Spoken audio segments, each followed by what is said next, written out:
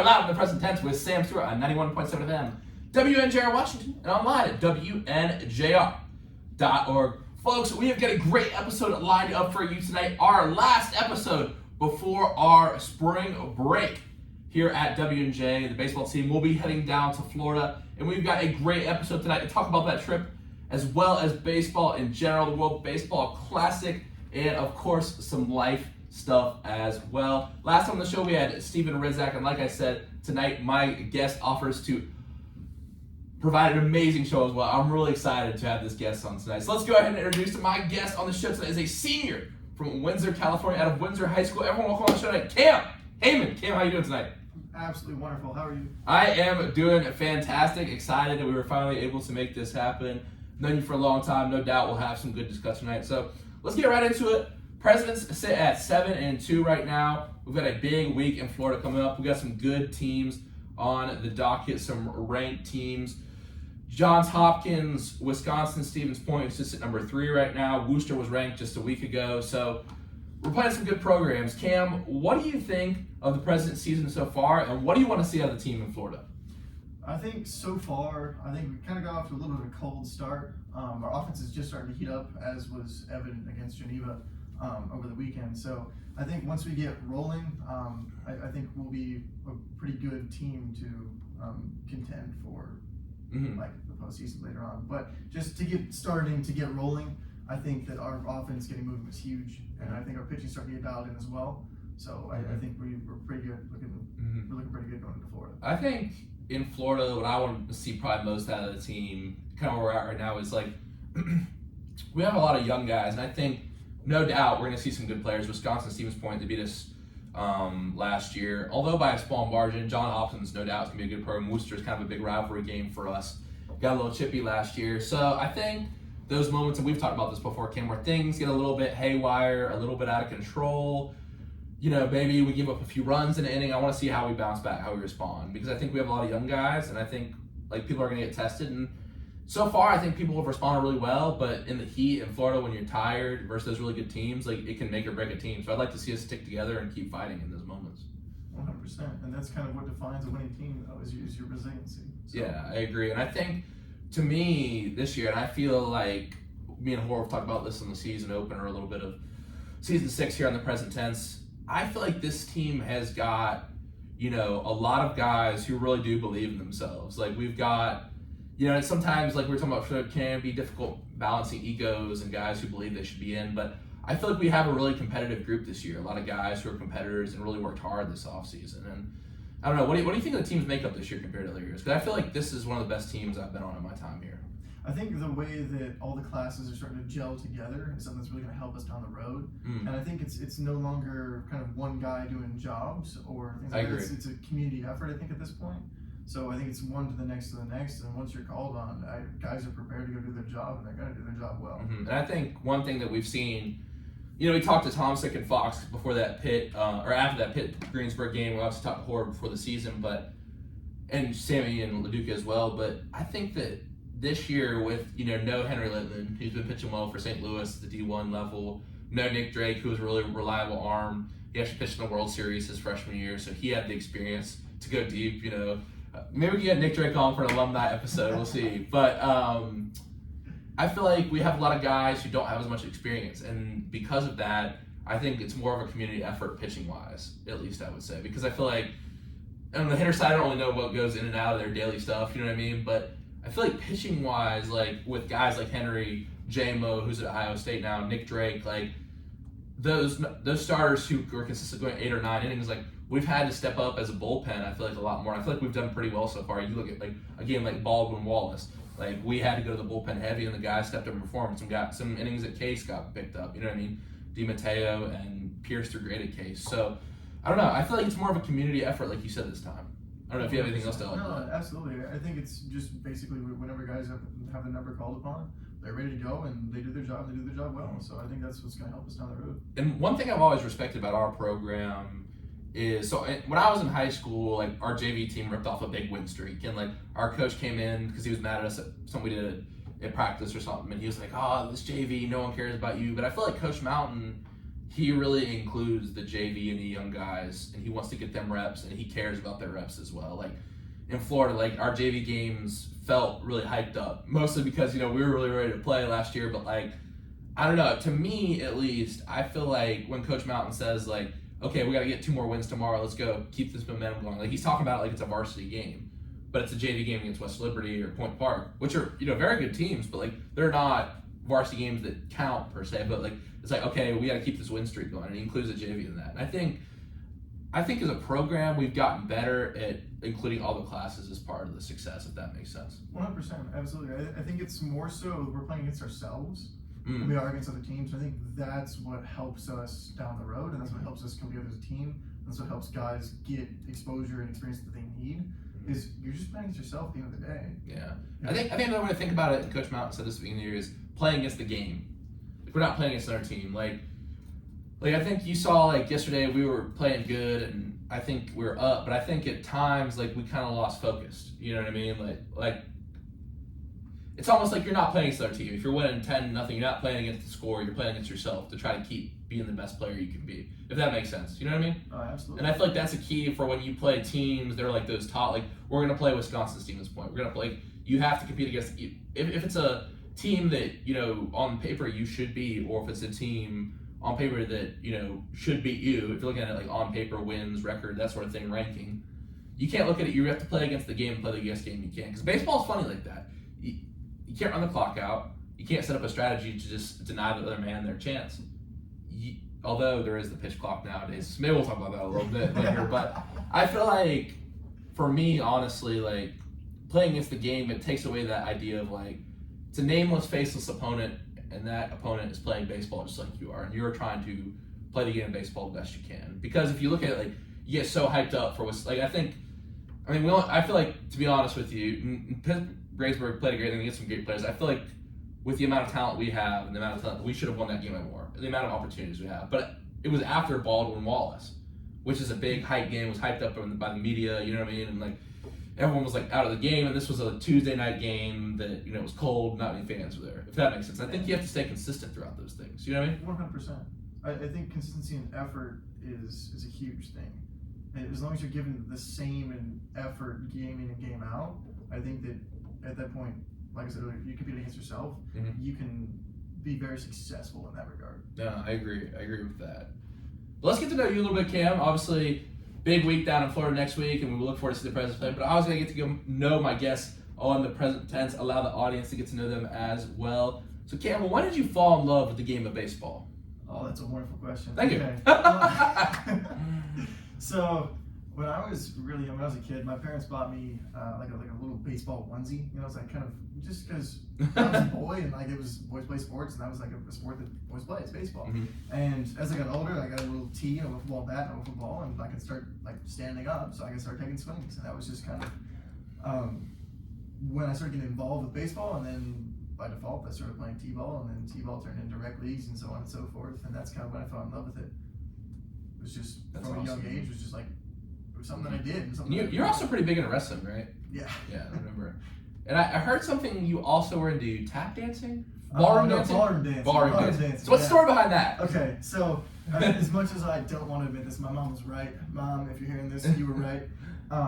I didn't want to do ballroom dancing because I thought that it was a waste of time. But my mom's like, no, you need to do it. And there were etiquette classes associated with it. And basically, it was a couple nights out of the week, I'd get dressed up in a suit, and my mom would drop me off at kind of a event center. Okay. And there'd be a line of, I think it's somewhere close to like 100 guys and 100 girls, and we'd line up and we'd walk back down the middle, and whoever you got paired up with on your even number was who you danced with, and then you rotated. And we'd go up in a giant circle, and there was a guy in the middle that would give instructions. It's called Nordquist ballroom dancing. And then from there, Dancing with the Stars. Yeah, exactly. And then from there, it turned into more like competition-based stuff and like just having fun. So do you still got some moves on the dance floor? Oh, absolutely, 100%. Still swing, waltz, whatever you want to do. Okay, cool. That's dope. Hopefully, when you're famous one day, you can see you on Dancing with the Stars. No, that's dope. That's so cool. Now, you're from Windsor, California, San Francisco area. So what made you choose W&J of all places? I get asked this all the time. Okay, so my freshman year, let's see. So before I came here, senior year of high school, I was looking at schools, and W&J was nationally ranked in business and accounting, which is something that I wanted to do. I love numbers, and accounting is something I wanted to get into. And they were 97%. They had 97% job placement guarantee within 6 months of graduation, which was huge. It was cheaper for me to come to school here than it was to go to school in California. Costs and everything. Yeah. Because the airfare and everything, it was still cheaper to come to school here than it was to go to school in California. You don't say. Because I got academic aid. So that was another big thing. And the resources they have here, being a private school and stuff, it was huge. And then obviously the baseball component as well. They were nationally ranked in baseball. They went to the College World Series my senior year of high school. So freshman year was something that I was looking forward to. So and then COVID happened. So Cam, just touch on the academic side of things as well, because I know that's such a big part of your life. You're gonna get degrees in accounting, computer science, professional writing. So what do you plan on doing with that? That's a wonderful question. So I'm trying to figure it out myself. I have a couple of job offers currently, both in accounting and for the government. So I'm trying to figure out if I want to do that, or if I want to go into more business or data analytics. That's kind of my passion, like my niche thing that I love. Have you always been a numbers guy? So, absolutely. Really? 100%. So that's kind of where the data analytics and business analytics kind of thing runs. Okay, cool. Why do you feel like you're drawing? I'm always interested by people, because that's kind of opposite end of the spectrum of where I'm coming from in terms of the sides of campus. Although I do believe they still have accounting classes in this building. Yeah, they do. Oh, okay, well there you go. So what draws you to that? Because I feel like it takes a different type of person to like do accounting and be very number oriented. You know what I mean? So I'm number oriented to begin with. I like math. I love mental math. And accounting also incorporates like the business side of things, like money management and those kind of things, which also I have a passion for, and like investing in those kinds of things. Yeah, we'll talk about your role as investment coach. All right.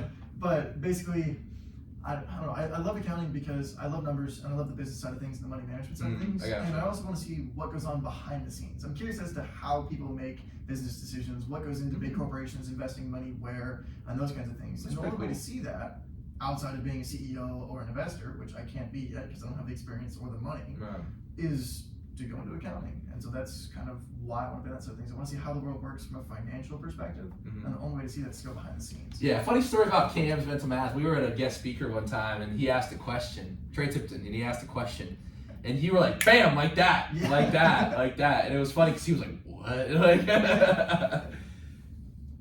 I don't remember what the question was. I don't know. I'm trying to think of it right now. It was some multiplication. Yeah, it was he like, asked me a question. It was like 2 or 3 digits on both numbers, and he just asked it, and I just... I think he was like joking around, too. Yeah. I don't think he was being serious. I just kind of yelled at the number. And then I went to see him after the show. He's like, hey, you're the mental math guy, right? I was like, yeah, that's me. No, he's a cool guy. I enjoyed that show, but that was a good number. And we called Chase Sunshine, too. Absolutely. Yeah, Chase Perry. Yeah, no, shout out Chase. Hope you're listening tonight. But my next question for you, Cam, is... have there been any challenges being so far away from home? Because this is not something, I mean, we talked about with Sky. She's actually from the LA area, water polo goalie. But for you, you've been here 4 years now, so you have a little more time than her, obviously. So have there been any challenges in that regard? Oh, 100%. I think the hardest thing for me is the time difference. I wake up in the morning and can't call my parents because... I didn't even think about that. I didn't think about that, yeah. So we have class at 9, that's 6 a.m. West Coast time. Right. You know what I mean? So if I want to talk to somebody before class, like if my parents have an early day, that's great, I can talk to them. But unless they're having an early day, I don't want to call them, wake them up. You know what I mean? So it's like if I'm going to get breakfast at 7, that's 4 a.m. West Coast time. You can't really call and talk to somebody over breakfast. You know what I mean? Right. So it's hard to keep in contact with family in that regard. So the time difference, I think, is one thing. And then the other thing, which that time contributes to, is communication. Like communicating with my family is very hard to do because when my parents are off work, I'm at practice. When I'm doing the practice, okay, guess what? Now I have homework. You know what I mean? So if I talk to them, then I'm spending an hour talking to them instead of an hour doing homework, and then I go to bed a little later, and then it kind of snowballs. You know, do you still? I see, and during my research, you've been working for your dad at Hayman Refrigeration since July 2017. Yeah, so absolutely. Found your LinkedIn page. But what was it like having that experience of working with your dad? This man does his homework. All right, come on. Well, come on now. What you say? What you say? We're in the bathroom. Professional, right? He's a professional. So my dad does Hayman Refrigeration. It's his company. So he does refrigeration, HVAC work, and that kind of stuff. So I've been helping out with him as much as possible. Because one, I can spend time with the man that I love and my dad, but also like I get to learn things that are tangible for later on in life. You know what I mean? I learn how to fix things. I learn how to use tools so that I don't have to call somebody else later. You know what I mean? Yeah. And so it's not only, it's like a double-edged sword. Oh, that's in a cool. good way, though. You know what I mean? Yeah. Like, I get life lessons and I get to learn things that are tangible for me to use later on, but at the same time, I get to spend time with my dad. You know? So it's like, That's it's a awesome. win-win for me. That's dope. Yeah. Hammy refrigeration sounds like a really cool business. See, Hayman has taught me a lot of puns. See, a lot of the puns I use out here. I remember you were teaching me how to talk to girls. You said, just use puns. I think it's funny. It hasn't worked out for me yet, but. Now, Hayman, my next question for you, and you talk to a lot of younger guys on the team. You talk to me. I know you're mentoring some guys now in the Penn area. But what is the biggest piece of advice you could give a freshman? You've hit and pitched here, so you can take it either way. Maybe from a general perspective, but if a freshman came to you on the first day of W&J baseball practice and said, what is the biggest piece of advice you'd give me for being a baseball player and Coach Mountain at W&J in Washington, PA, what would you say to them?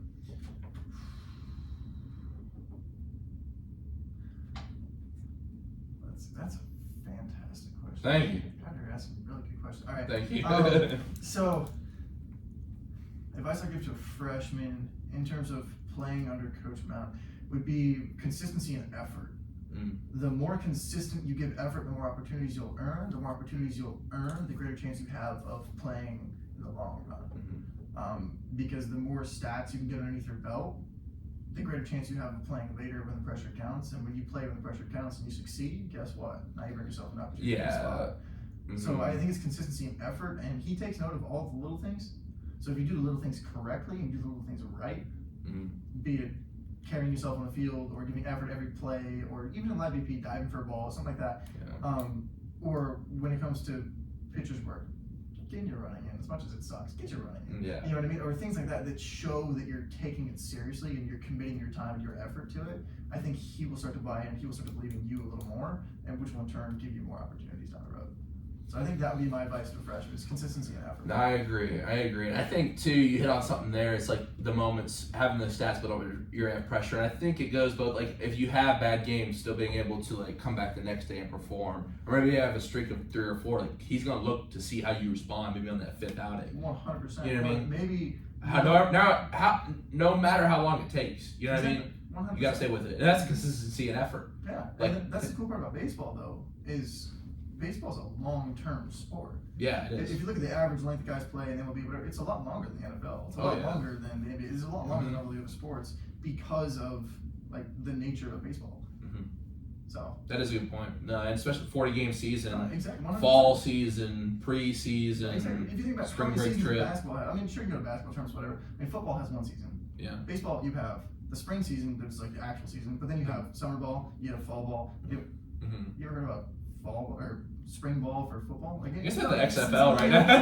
Yeah. But that's not the XFL. Like, what else do you have? No, I know what you mean. And especially they have the Mexican Winter Leagues and stuff. 100%. Exactly. You play it every day. It's a game that's meant to be played every day. Continually play. Exactly. Yeah, no, that is for sure one of the interesting parts of the game, I would say.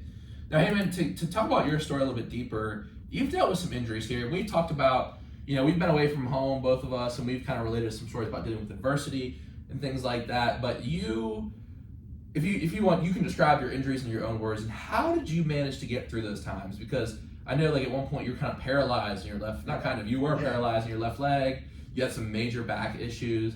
So what kept you going through those times, and how do you work through adversity? And we've had a lot of conversation about this. I would like to add in some of the stuff that you've told me and kind of get your opinion on air. But what would you say about adversity? It is something that will kick your butt, and it will kick it hard. And it's something that, regardless of how hard it kicks you, you have to find a way to continue moving, or find a way or something that you can invest your time into to allow your brain to be distracted for that moment, so that you can keep progressing forward. Can you describe your injuries for those who might not know? Absolutely. So I ruptured L4 and L5 in my back, which were basically your bottom 2 discs, your lumbar spine.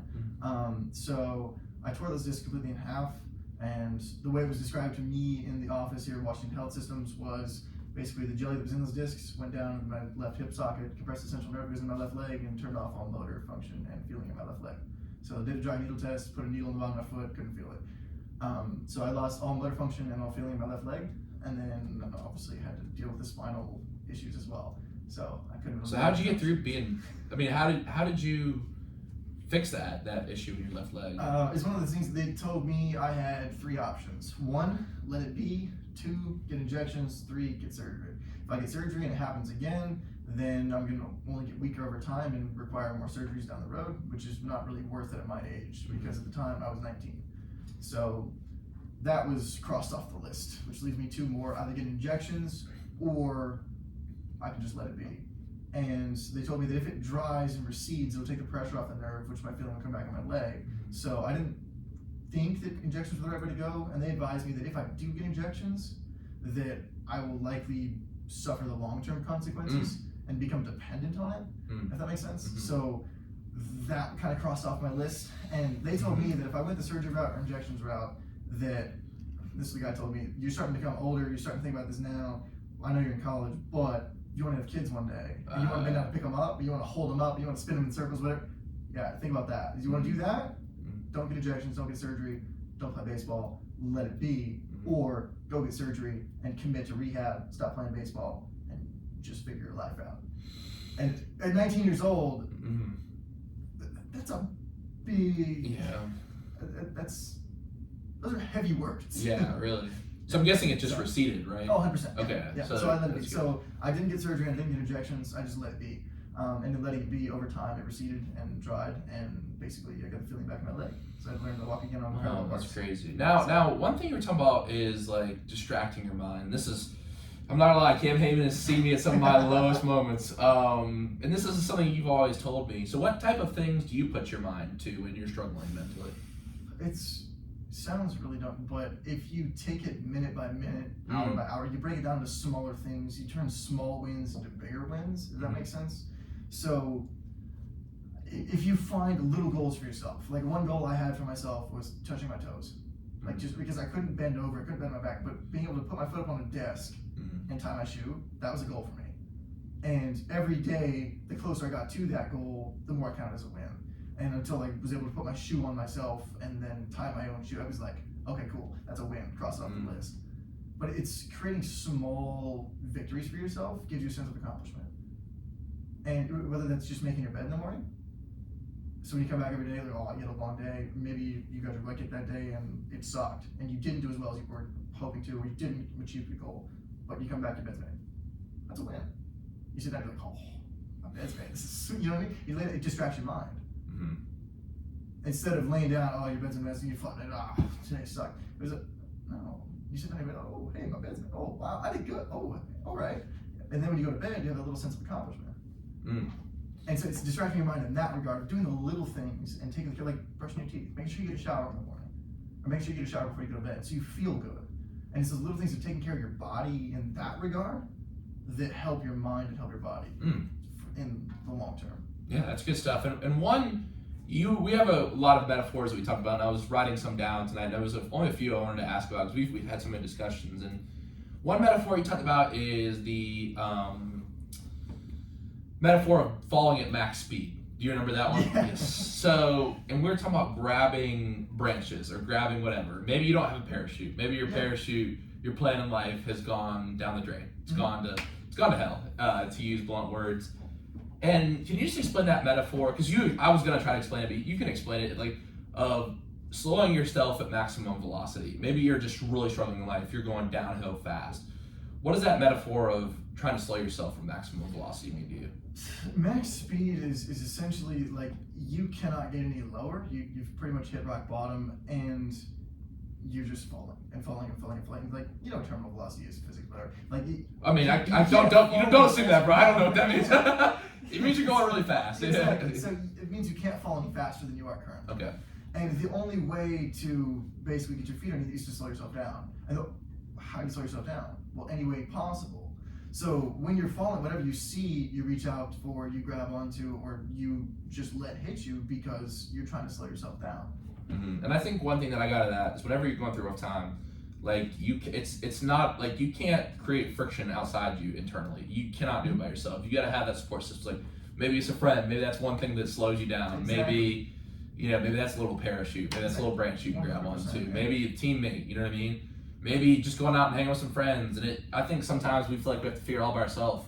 But I think sometimes, like, and there's points when you're on terminal velocity, anything just to distract yourself, like something silly like going to watch a game with some friends, you know what I mean? Anything, you know what I mean? I'm trying to describe it. But. Absolutely. It's more so like if you're above a tree and you're falling and you hit one branch, is one branch going to save you? Probably not, right? So if you have just one friend, that's a big burden to put on that one friend. That branch is probably going to break, right? So if you have multiple branches that you can reach out to, maybe it's a counselor, maybe it's a coach, maybe it's a professor, and you a lot start, of different people. Exactly, start bouncing ideas off of people or bouncing things off of people, getting motivation from other people or different perspectives that can help change what it is you're looking at. Maybe you stop looking down, you start looking up. Right? That's good stuff. I like that. No, we've had talk about this before, but it's been a while, and I think that it does, like, from my personal experience of like people coming on here, like I feel like I enjoy this so much is because like it's such a wide variety of perspectives. Like we have people like you from far away, people that are close. Stephen Ridzak's lived in Washington his whole life. And he has experienced people from here. And like I don't know, I think that is something that if you have different people in your life with different perspectives, you're gonna. Because don't get me wrong, I have some great people who are real close to me, like my immediate circle, but sometimes you hear the same perspectives over and over again. You hear one new thing, one new line, one new quote, whatever, one new way of thinking about the world. You're like, it can all change for me. Exactly. You know what I mean? So I think varying your perspective is, I think we think about it as a thing to help other people. Like, but I think we can understand ourselves by varying our perspectives sometimes too. You know what I mean? Yeah. To match your point from earlier, it's okay to branch out. Oh. That was a good one. Right? Okay. Just to fit the metaphor, but no. it's okay to reach out to other people and maybe not let them in on everything that's going on, but just bounce ideas off of them. It's okay to gain perspectives from people that are outside of your circle. I agree, 100%. I like that a lot. And do you feel like that came into play when you were injured? Oh, 100%. 100%. All right. No, thank you for sharing that. I really appreciate that. That's one of my favorite metaphors you've talked about. Now, a question kind of related to baseball, but also life as well, I feel like, is what is your favorite part about the sport of baseball? I like the mental side of things in baseball. Sounds like you'd say. I love playing chess games. I love having to continually push forward regardless of what has happened. Because it doesn't matter what happened in the past. You're in the moment now. You better figure it out. The present tense, right? Yes, sir. So you're in the moment now, so now you have to figure it out now. I don't care what you did last time. Right. You're facing a new, different situation. It's going to be a different situation every single time. It's never going to be the same situation. You have to learn how to react to that. So that's one of the things I love about baseball. Is it's the mental side of things that is always constantly pushing you and challenging you, and I think that's what I love about baseball the most. And I think we talk about the factors I never thought about. Like, have you seen the movie Hoosiers? It's so the team basically is a small town team. They go to this big arena for the championship game. It's it's kind of a classic sports the way it's set up, and it's like they go to the big game underdog, and it's like the coach makes them measure the rim. And it's 10 feet, and he's like, it's the same. But I feel like in baseball, like there's so many different factors any given day, and it's like it's not that the dimensions of the field are different, but just the umpire is going to be different every day. 100%. It's challenging. Sometimes it's really challenging. Oh, 100%. The weather, the wind, the coldness. Like sometimes I can't throw the changeup as well when I'm cold. But it's cold for both teams. Dirt. Like obviously we're gonna see some dirt at the plate in Florida. I don't know if we're on a full dirt field this year, but like last year, like we're on a full dirt field with clumps of grass everywhere, and it's like so many different factors that you have to adjust constantly to. 100%. You know what I mean? And the other guy too, because there's so many different styles of playing baseball, so many different ways to swing. Like there's really only a few ways to shoot a good jump shot. Like you look at some of the best shooters, like you know what I mean. The space might be different, you know what I mean, but or quarterbacks, like exactly. You know what I mean. Like Patrick Mahomes throws it sidearm, but there's so many different ways guys pitch the ball, guys hit the ball. Like Tim Lincecum, for example. Nobody's ever seen the lineup before, and he made it work. He won several Cy Young awards. But if you're a hitter, like what do you do? You know what I mean? Exactly. But from a hitter's perspective, look at Kevin Youkilis. His swing's weird. Yeah. Nobody thought it wouldn't work, and guess what he did? Yeah. You know what I mean? So it's how you adapt and how you overcome things. I think that's what I love about baseball the most.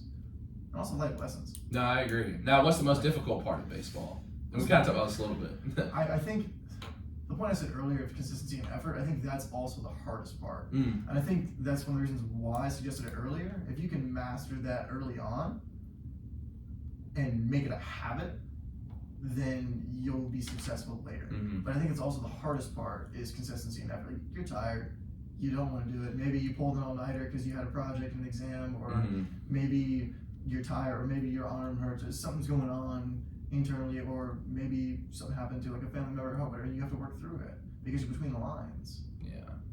You know what I mean? And and I think it's just the nature of the game too. Kind of keep going back to that tonight, but like baseball, because it can't be played every day. Like, we have a very demanding schedule, in season and out, and I think that it can be difficult just to show up every day because it's. 100%. I mean, and the way we travel, like, we play basketball, football. You play one game. Baseball, you play two, and we show up 3 hours before. You know what I mean? Exactly. And then you got to get clean up for like 30 minutes after, get changed, head back to. You know what I mean? It's like exactly. Like, it's long days. 100%, and it's day in and day out, consistently, and you do the same thing over and over and over again. And that's, for me, it's like. Baseball is not an MMA fight. It's not a football game. There's not. I mean, there is getting hype at times, but I think it's more about loving the process of the in and out. That's what gets you the feeling. It's the process over the product. Yeah, because I feel like I do love football. I think a lot of people love football and MMA and stuff because in a kind of a mundane world in a lot of respects, like with modern technology, people love that like primal excitement of like MMA and football. But I think like baseball is not that sport. It is not an MMA. It is a sport where you have to fall in love with the process, 100%. the consistency of it. That's why it's hard for people to watch, because you have to sit there for a long time. But that's one of the things they're trying to get rid of, the pitch clock. But at the same time, we'll definitely talk about that. Exactly.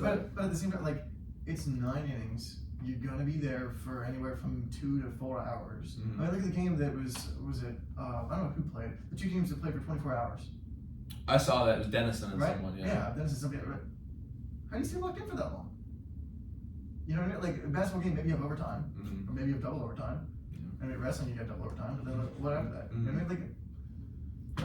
Like, and I feel like it's that bad. I mean, because most people watch too bad football. What is it called? Maction. Like people watch Maction. People watch too bad. People watch the XFL. Yeah. Like just because it's that hype, that hitting people. Like, but it's a different nature of things in baseball. I think you really have to be in love with the process of it because as a pitcher, like. You're not going to pitch every single day. Even if you're a starter ace, you're going to pitch once, you know. And you're there a lot. Like, there's so much warming up in baseball. Like, that's something. You got to be in love with it to be there 3 hours before the field. You got to be joking around the outfield with the guys, throwing the ball around. You know what I mean? Like, 100%. And it's that process that makes it fun, I think. Absolutely. I agree. Yeah. That was a really good conversation. That's one of the best conversations I've had with that particular question. Talking about the difficulties of it. I really like that. Now, my next question for you, Cam. Definitely an interesting one. If you could go back on the first day of college, as the freshman year you walked into a dorm room, what advice would you give that kid?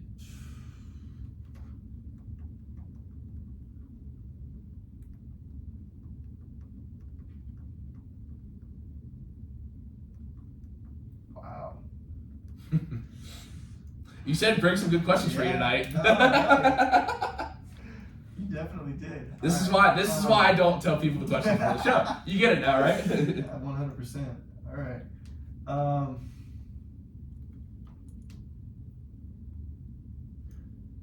Regardless of what life throws at you, you're going to be okay. I like that. No matter where you're at or what is happening to you currently, you're going to be okay. I think that would be the advice I would give my freshman year self, because not only would it give me something to look forward to, but it would also give me something to distract my mind in those moments of like hardship. I like that. I think I'll leave that there. I like that a lot. My next question for you is, Cam, you are a motivated guy. You're very fueled. And it's funny, I say that to everyone who comes on here, but I feel like I like to be drawn to those type of people. No doubt you and me became friends. I liked your motivation. And I think I do have an idea, but I want the audience to get an answer from you. And Cam, what motivates you?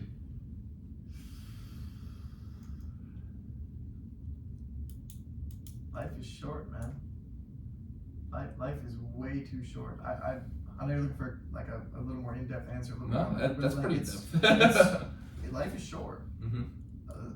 The amount of people that live with regrets, or the amount of people that wish they could have done something different, or whatever, like, life's too short.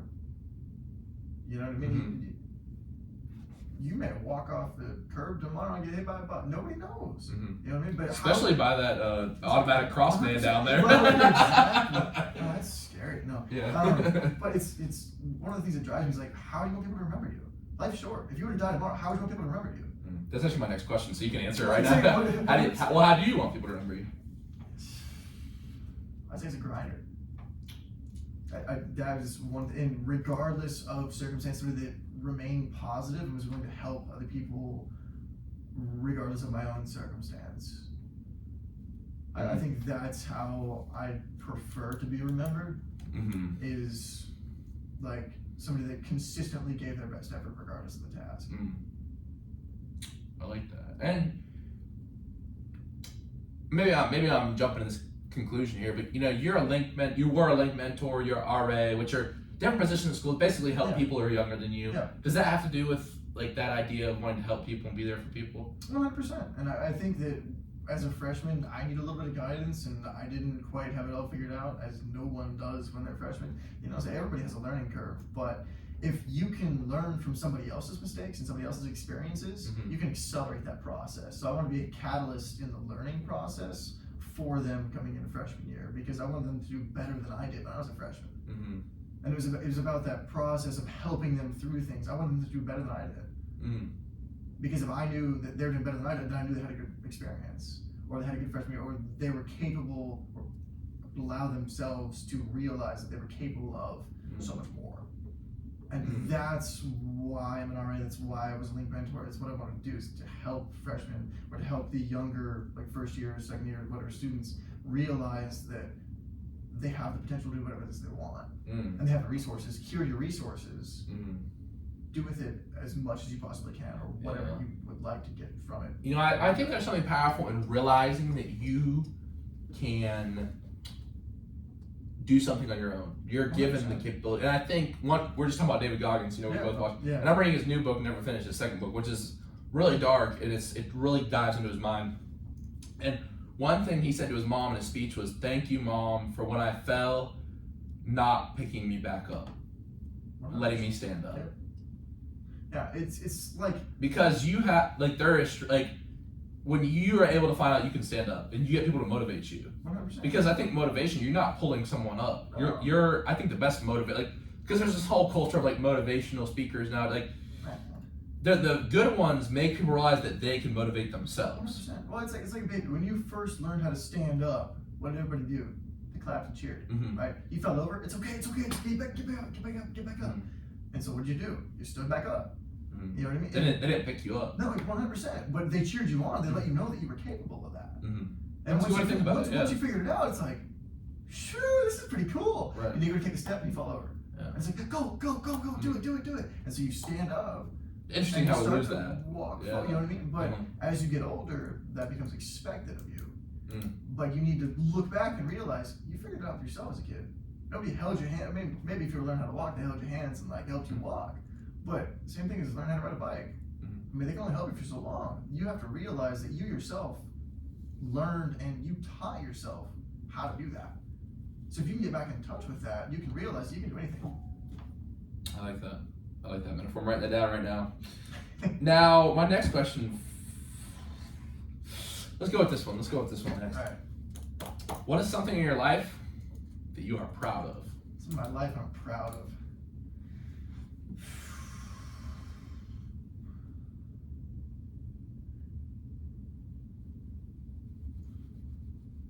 This one's a tough one. Probably the toughest one I'll ask all night. It stumps a lot of people. It's tough.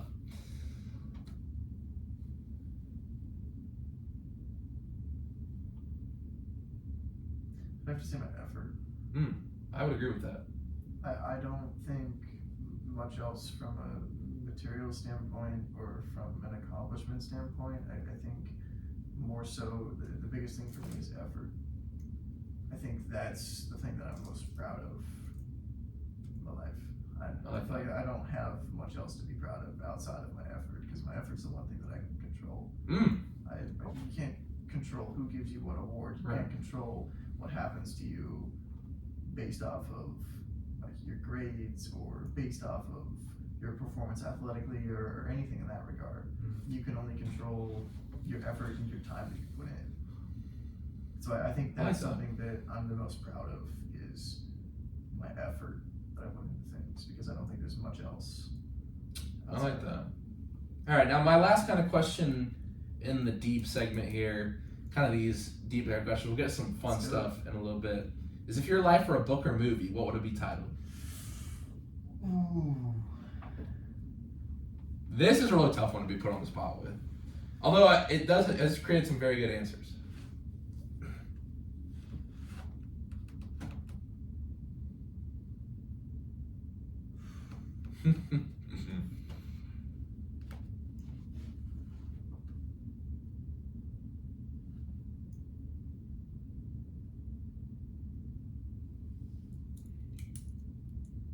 Wow.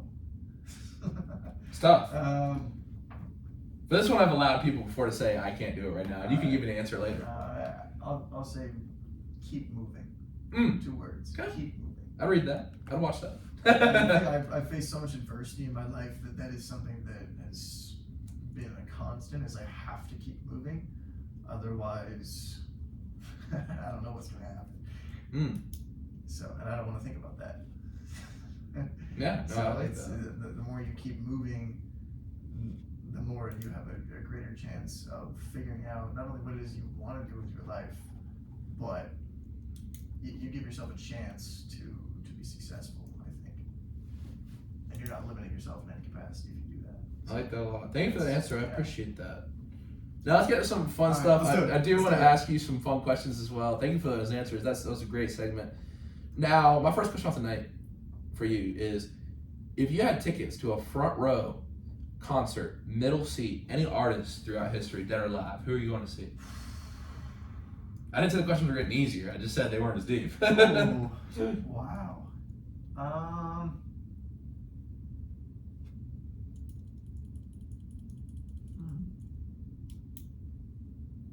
Just from a curiosity standpoint, I'd say Elvis. Did you see the new movie? I haven't seen it. No, I haven't seen the new movie either. But I think just from a curiosity standpoint, just to hear, like, because if you go to like old like music shops, like I said, these plastered everywhere, all over the walls. Like there's old records, there's all everything. Elvis, but to have an experience in person, I think would be different. So I think from a curiosity standpoint, not necessarily a big fan of the music, but I think just from a curiosity standpoint, from like observing what it is that goes on, I think that would be. It'd be interesting. I've never heard it that way before, but I think that would be interesting. Right. Because I've never thought, because like, yeah, everyone talks about Elvis all the time. Obviously, like, was it worth the hype? Like, especially his, like, I think the difference too is like you can hear his music or whatever, but his concerts, like everyone talks about his concerts were so like, so yeah, no, I like that answer. I like that. I like that. Now, next question for you is, if you were handed the aux at a party, and you had 5 seconds to put on a song in front of a crowd, what song are you putting on? Oh no. Tough. The crowd is booing right now because I'm taking. It is. That I really should start enforcing the 5 second limit. I should go boo and like. Should. California, Tupac. Oh no.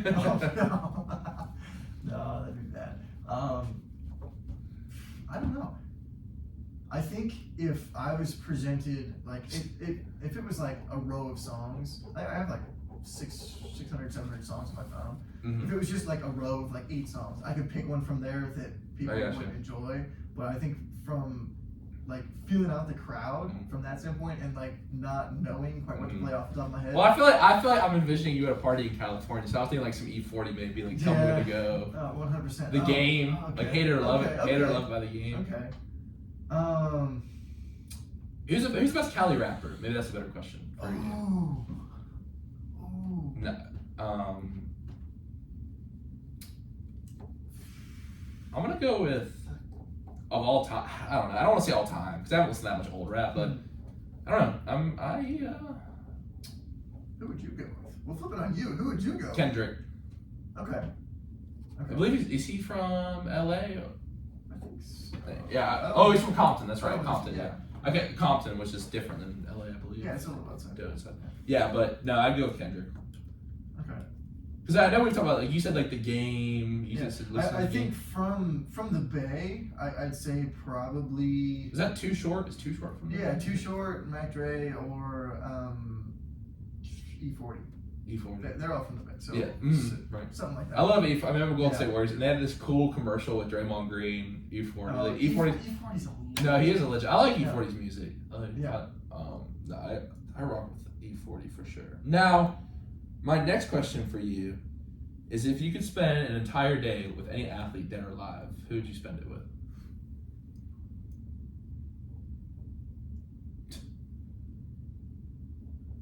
From a baseball perspective, Ichiro Suzuki. Wow, great answer. No one's ever said him before. I think it would be interesting to hang out with him. Because not only from like a mindset, but from like a health standpoint. Yeah, And he's also played he has so a long. Really good arm. Yeah, he does. First of all, what'd you do to keep your arm in shape for that long? Like, how'd you stay healthy for that long? Like, from a hitting perspective, you know, a whole world of questions you can ask there. Like, I think that the knowledge obtained from like hanging out with him for a day, that'd be, yeah. That's pretty dope. I like that. Next question I gotta ask you is, I should have brought a baseball tonight. I really should have. Sometimes I will bring a prop, but the Vulcan change. What's the deal with that? I always I hear it during the scrimmage. Like, what is that? So I don't really know what to call it. I call it like a knuckle change. Basically, I put my middle finger and my ring finger into the top of the horseshoe. So like this. Here, like hold it up. Like I put the pads of my fingers Okay. on the top of it, and then I wrap my left index finger around. You raise your hand up a little it. bit. Raise your hand up a little bit. So Okay. it looks like this. Okay. So I put my thumb on the bottom of it. This Uh-huh. ring finger, index finger goes around the top. This goes into the lace. That goes into the lace that way. Mhm. So when I throw it this way, and it snaps and dives. Would you say that's your best pitch? Oh, 100%. It drops close to like 2.5, 3 feet. Yeah, I like it. Yeah, I like it. I think it's your best pitch. I would say it's your Yeah. best pitch for sure. The interesting thing about changeups is really you just gotta find what works for you. 100%. Like I feel like everyone's asking like other people what. I mean, and like looking up stuff, but I feel like you might not be able to throw the pitch the major league pitcher throws or the guy next to you throws. No. You really just you have to mess around. You might get ideas. What? That's the thing. Yeah. It's baseball. Yeah. However you can figure out how to do it. Yeah. That's one of the Yeah, I throw things you the can. split change. You know what I mean? Exactly, yeah. Or there's guys who throw because my hands aren't good. It's circle and Yeah, no, I and a throw palm a ball two-seam change too, and it's one of those things like it depends on. you how- throw a split change. Or Yeah, it's- I okay. throw a split change, but it's with my middle two fingers. It's like a two-seam change, Oof. but I throw it with this. Really? You throw it with Yeah, these two so- fingers? Yeah, that goes Man. arm side. It wanders arm side, so Jeez. it fades arm side. Forearms Arm hurting. side. Think about that. But- All right, yeah, no, that's cool. Cause I know everyone says that's your best Yeah. pitch. I was always wondering. I just never went up and asked legit Yeah. a question I wanted to ask you. Now, let's go ahead and do this segment. It's time for the Would You Rather segment here in the present tense. I got two good ones lined up tonight. I'm pretty proud of these tonight. Our last segment of this before spring break. First one, I feel like has more comedic tone. So let's go with that one first. Would you rather have your arms or your legs replaced by an animal of your choosing? So I'll answer first. So I feel like if I want arms, which I'm not, I would go octopus. But I'm gonna go legs because I want cheetah legs. So I can be really fast. But you only have 2. You don't have 4. But I can still jump high. I can make the NBA. All right. Okay. Because like octopus, you go arms. But If you could swim, you could get, but that'd be really hard for like if you get a dog. But we're not quadrupedal. We're bipedal. So kangaroo legs. Right. Okay. That would be something. Yeah. Okay. Yeah. All right. 100%. Kangaroo legs, bear legs, because can't they be quadrupedal? They can walk on there. Bipedal, whatever. They're Bipedal. bipedal to a certain extent, but I don't know about for long periods of time. So what would you say? Would you want your arms or your legs and what animal? Legs, and I'd probably go with the kangaroo. There you go. Okay, there you go. I can't think of any other animal that's bipedal that's. Bigfoot. At that point, I'd have to go. But the octopus would be so cool. Like 8, you'd have 4 Oh, arms on each that'd be side. sweet. Yeah. That'd be sweet. You have to change up. If you had tentacles like that, you could just control the suction on it. Or if you're like a frog and you could climb. Oh, 100%. That'd be sweet. Or spider. Never thought Because you of shoot that. webs if you're a spider. Ooh. I don't know. Good question. Definitely this is one to think about. Yes. I'd go legs and I go kangaroo. All right, that's good. I'm glad we worked on my answer. That's good. because I wouldn't have been able to walk with Helix. Now my next one. This one has some practical. This is one you can think about. Would you rather always be able to know what time it is, or be able to know what direction you are facing? Time. 100%. Interesting. Only 24 hours in a day. If you can maximize your time. So you want the deep answer. So I'm gonna go actually with the practical answer, Okay, which is very surprising. So yes, like what time it is, so you don't lose track of time. But pretty much in our modern society, you can tell what time it is. If you're scrolling on Instagram, the time's right there. That's fair. Like, if I'm on a desert island, I don't need to know what time it is. If I'm walking through the desert, I don't need to know what time it is because I can tell with the sun. That's fair. I can try. I say that, but I can try. Right, that's fair. But if you have direction, you can get out of a pinch. Like if I was stranded somewhere and I knew which direction to go, I don't know. I read a lot of old adventure books. Like That's fair. the time, I just don't. Like think about it. If all modern society wiped away, we really didn't know what time it was. No, I mean time's a social construct anyway. Time is a social construct. I don't think time's a social construct. The railroads? How else do you catch a train? If time wasn't real, how would you catch a train? Time is real. You wait. So I'm sorry. So you think time is a social construct? Prior to time, how would you catch a train? You would just go up and. You'd wait. But there'd still be a time based on the sun. Like that's scientific. Like the sundial. We didn't have like digital clocks. We had the sundial. Sundial, but the sundial isn't. Like time. Yeah, there are things that are social constructs, but I feel like time is not a social construct because age is not a social construct, and age is caused by time. That's fair. Thank you. That's fair. That's what my philosophy degrees get me. No, I think that's an interesting discussion. I'll think about that. But No, because I think. I mean, there's an idea that math is a like, social in terms of like construction. time zones, though, that's my thing. Time zones is definitely a social Yeah, construction. that's what I'm getting at. Because everyone could have the same daylight savings, like. No, like I understand the point of time. I'm not acknowledging that. I'm not trying to say Time does not exist. I'm not trying to say time doesn't exist. But in terms of like time zones. Yeah. You know what I mean? Okay, Like, I get that perspective. Okay. That's what. All right, let's clarify. Okay, I got what you mean. All right. Because if you walk from one side of the U.S. to the other side of the U.S., right, you still know what time it is. Right. That's a social construct. Yeah. I agree with that. But still, I'd say I'm taking the direction. After this discussion, you still going with time? Yes. So we're going with time. 100%. Then I can maximize my day. Because sometimes also, I might if I'm running up and I'm cutting it close to the field, I might not want to know what time it is. I might just want to be surprised when I get there. It's fun. Keeps the. But also, here's the thing. Like, you ever had those days where you wake up in the morning, you're like, oh no, I slept through something. You ever had that? Like, if you go to class 7 in the morning, you wake up and yeah, and I go, Alexa, what time is it? That's fair. So, all right, no, those were two good discussions. But we got to go to break right now, so we'll go ahead and do our trivia segment, and then we'll listen to some Green Day, 21 Guns. But Cam, of course, it's time for trivia here on the Present Tense. You're a big computer guy, so we got a trivia question on technology tonight for you. What device was announced at a technology convention with the slogan, "This is only the beginning"? Was it A, the Macintosh computer, B, the Windows PC, C, the iPad, or D, the iPhone? We'll get your answer after the break. We're listening to the Present Tense with Sam Troy at 91.7 FM, WNJR Washington, online at WNJR.org. And as promised, here's some Green Day.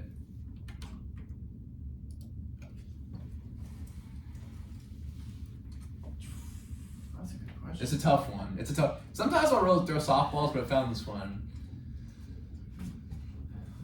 I think I might, if I didn't, I mean, obviously I know the answer now, but if I didn't know it, like, I think I might have guessed it. I don't know, though.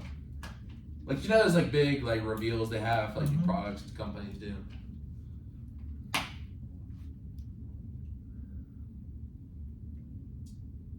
gonna go A. The original Macintosh. It's probably wrong, but we're going full send. I don't know. All right, we'll do a couple more questions, and we'll go to the quote of the day. For sure. It's fun show. I've had a lot of fun. It's been good. It goes by fast, bro. This one's going by so fast. 100%. We're an hour in. Yeah. See, no time. See, if you go to the village, you go to no time. Right. I feel like our social constructions around time are definitely.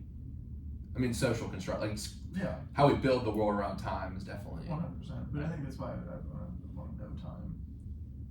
Yeah. In the modern world, I think so. But I feel like the apocalypse is coming. Maybe the apocalypse is already here. That's what Russell Brand said. He's like, maybe what if we've already in the apocalypse? Probably. I mean, it could always get worse though. I don't know. Be like a nuclear war or something. I don't know. Maybe the wars with social media. You think the apocalypse might be social media? The media is being controlled by a very select group of people. I know. Not to get conspiratorial about it. No, I agree. No, I don't think that's conspiratorial. You ever seen the videos of like the 30 news stations all saying the same script at the same time? Oh yeah. That's why people are leaving mainstream news to watch guys like Rogan, Shapiro. But I feel like, yeah, if you look at it, like if you looked at a sci-fi script and you read someone like from the 1800s, you read them what was going on now. There's a select group of people that control major companies and new fancy tech. Like it does sound apocalyptic, you know. 100%. And there's wars where millions of people can be killed with a push of a button. Like that would sound apocalyptic to those people. Yeah. One weapon in a man's hands can kill. Like someone can walk into a school and use one. You know what I mean? Like that sounds apocalyptic. Yeah. I don't know. Think about it though. So you got your answer? Yeah. It's wrong, but we're gonna go with it anyway. What were the options? It was Macintosh, iPad, iPhone, or what? Windows PC. Windows?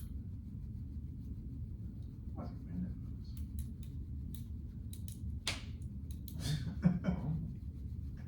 Was it Windows? I don't know. You're trying to raise me, and people have been trying to do this for 116 episodes. Well, I don't think I had to be like some of them, but for over 100 episodes. Windows? Really? I don't know. Was it? I don't know. It's funny. All right, we'll send these PSAs here and then. Or the news.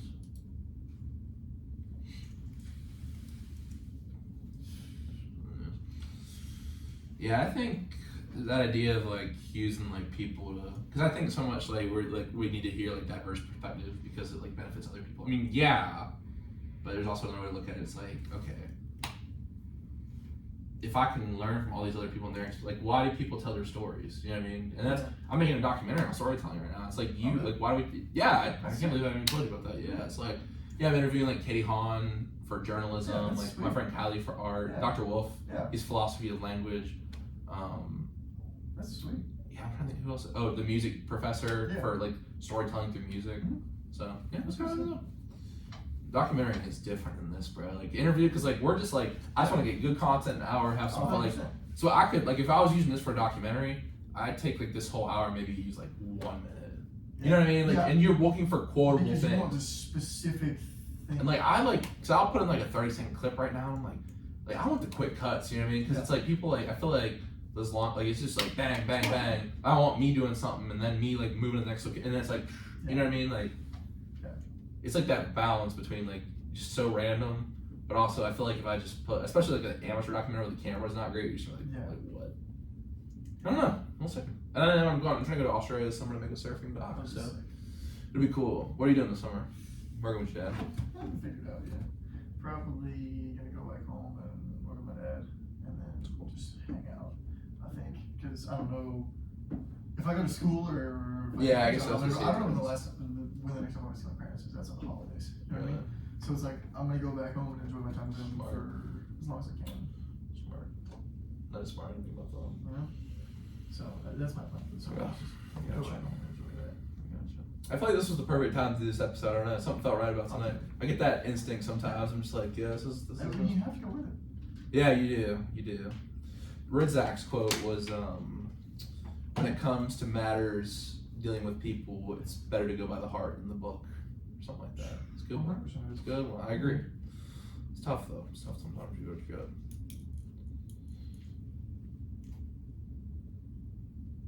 I think my quote kind of encapsulates the overall theme of this episode. I love when that happens.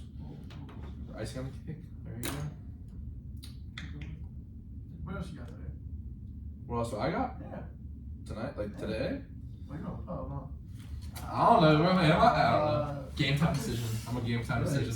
Right. No, I'll probably go watch a new episode of South Park, and then it comes out on Thursdays. That's going right. There we go. 5 seconds, and we're back.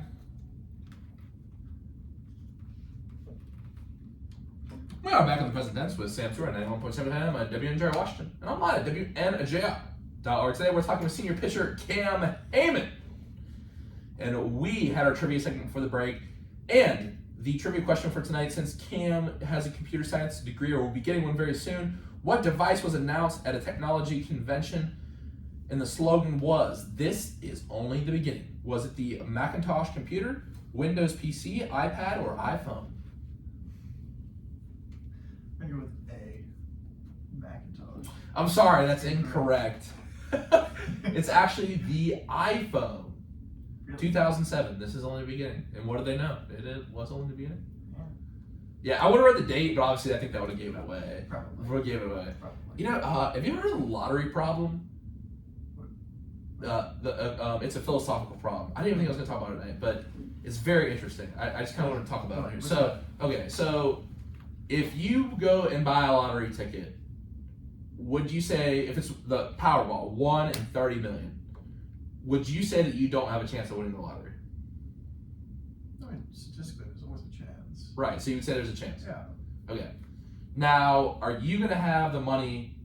Would you say tomorrow you'll have the money for an expensive vacation to Australia? Probably not. So no. Yeah. Tomorrow. Okay. So then you're saying you're not going to win the lottery, but there's a chance. That's the paradox. It's like if there's no answer, it's a paradox.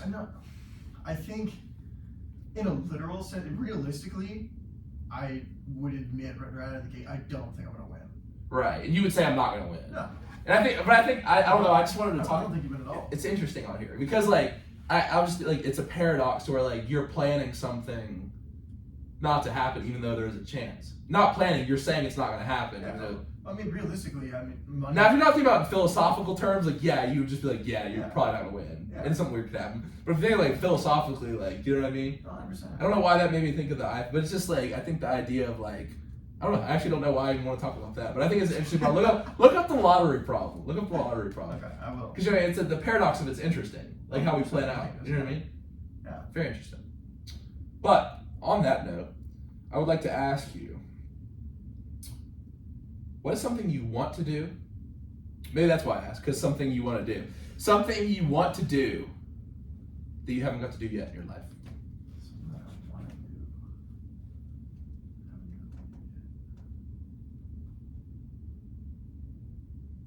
I think skydiving would be really cool. I thought you were going to say that. I don't know why. I literally wrote this down. I was like, I bet he said skydiving or something wacky like that. I'm just playing. Yeah. I would love to go skydiving too.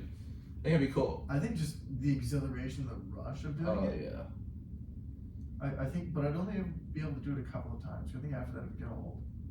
I'm sure Unless I everything. go with like a, Well, there's like trainers who've done like 10,000 jumps. Oh yeah, I know. Well, even the guys in the military, suits. like You seen the flying suits? The Yeah. flying squirrel thing? Yeah. Wingsuits, yeah. Wingsuits, yeah. I think if I were to do that, I think it would get very interesting very quick because it wouldn't be the same thing over and over and over again. But like, I guess if you change the location. But like, I don't know. I think skydiving would be super cool. It'd be fun. No, I mean I've heard like some of the people talk about like, man, it's interesting. Have you seen Band of Brothers before? Mm. It's very interesting. It's like about this paratroopers in World War II. Like, it's like if you were stopping, like you couldn't stop at the door, like you had to jump. It's crazy. And back then, like it wasn't like a parachute in a backpack. It was like it was a cord, a rip cord, and you jumped. It's like, well, wow, that's crazy. Yeah. Do you have a favorite movie? Ooh, favorite movie? I don't know. There's a lot of really good movies. I don't think I have a favorite. I was thinking of this. Remember that one we watched, Trial of Chicago 7? That's a pretty good movie. Yeah. Remember we watched that? It was a very solid. I wasn't expecting much, but it was good. I didn't think it was gonna be that good, to be honest. I didn't think it was gonna be good. I watched it and I was like, Well, what's his name? Sacha Baron Cohen was really good in that movie. That was really good. It was very interesting about like the whole riots in the 60s and stuff. Yeah. I feel like similar time to now. Yeah. 100%. But I feel like that was a good encapsulation movie. Yeah. I don't know if I had to pick a favorite one. Because I think favorites is something you can watch consistently and watch over and over again. It depends how you take the question. Like best Movies- cinematically. Movies aren't something I can watch like over and over and over. It's interesting. Like it is like I love to ask just kind of like music. Like Steven doesn't watch movies. Like there's and like some people just aren't into movies like that. Some people are more into TV shows. I don't know. I don't know if I had to pick one movie. It's tough. It'd be like several movies. I don't know. It's tough. That's not the question. That's a Then. very tough question. Question's not what is your favorite summer Alright. movies. You gotta give us one.